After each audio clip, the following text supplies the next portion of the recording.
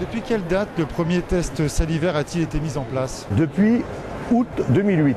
Vous savez peut-être combien de tests salivaires ont été fournis à la police et à la gendarmerie en 2010? Approximativement 5900 tests salivaires ont été délivrés en police et gendarmerie. Sur approximativement 6000 tests effectués, combien de tests se sont révélés positifs? 1900 et quelques qui sont réalisés positifs et bien sûr confirmés 1600 et quelques. 1600 et quelques. On retrouve de plus en plus de gens positifs parce que finalement on se rend compte que la consommation de stupéfiants, on commence tôt finalement. Grâce à ce fameux test salivaire, c'est vrai qu'on s'aperçoit que de plus en plus on interpelle des jeunes qui circulent avec des stupéfiants alors qu'avant on n'avait pas ce test. Donc on ne pouvait pas le deviner. Comment se fait-il que sur les 1900 tests positifs, seuls 1600 ont été confirmés? Disons que si la personne est juste au niveau du test salivaire, quand on fait après la prise de sang, on voit qu'il ne dépasse pas un certain nanogramme, automatiquement il est en dessous du seuil, donc il n'est pas confirmé, donc il n'est pas positif. Voilà pourquoi. À partir du moment où ça reste 24 heures dans la salive, nous pendant 24 heures on a la possibilité de faire ce test et il faut savoir que ce sera comme l'alcool, une circonstance aggravante en cas d'accident corporel de la route, en cas d'accident mortel. Voici le test salivaire. Donc vous avez un bâton collecteur à l'intérieur de ce tube que je vais prendre comme ça. Je vais passer à l'intérieur de la bouche entre les gencives et la joue inférieure. Ici, je vais le faire moi-même. Pendant 30 secondes. 30 secondes de passer, je vais le remettre sur le bâton collecteur à l'intérieur du tube. Je vais ouvrir la fameuse fiole,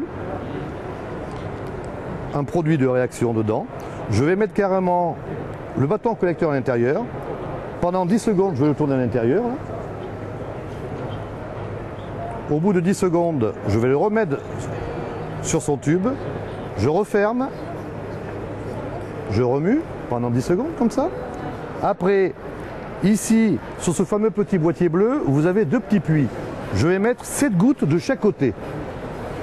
Je vais refermer jusqu'à la première butée. Première butée, ça concerne l'incubation du produit. Je vais attendre 4 minutes. Au bout de 4 minutes, je vais rappuyer sur cette deuxième butée, la dernière butée quoi, pour la diffusion du produit à l'intérieur. Je vais attendre 8 minutes. Et là, vous avez un barème avec des barres rouges au niveau des différentes familles de stupéfiants.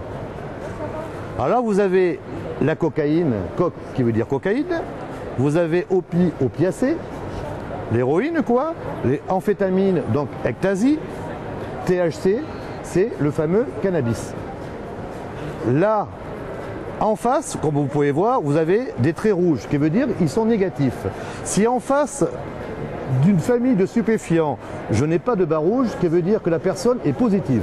À nous, pour faire ce test-là, on peut le faire soit si la personne a les symptômes de l'emprise de stupéfiants, donc les yeux rouges, la pupille dilatée, un comportement particulier. Et on peut également faire ce test-là quand on a une infraction, donc on constate une infraction au code de la route, tout simplement. Quelles sont les sanctions de prévues? Alors, les sanctions prévues, ça peut aller jusqu'à 2 ans de prison et 4 500 € d'amende. Qui bénéficie de ces tests salivaires? Est-ce que c'est la police et la gendarmerie uniquement? Tout véhicule intervenant sur voie publique, que ce soit pour un accident de la route, une police secours ou les pelotons de gendarmerie du style PSIG sont munis de ces tests salivaires, tout simplement. CRS aussi? CRS aussi, bien sûr. À partir du moment où on détecte des gens qui sont sous l'emprise de stupéfiants, à mon avis, il y aura de plus en plus de matériel qui nous seront fournis. Puisqu'il faut lutter contre la prise de stupéfiants, on aura de quoi lutter, tout simplement.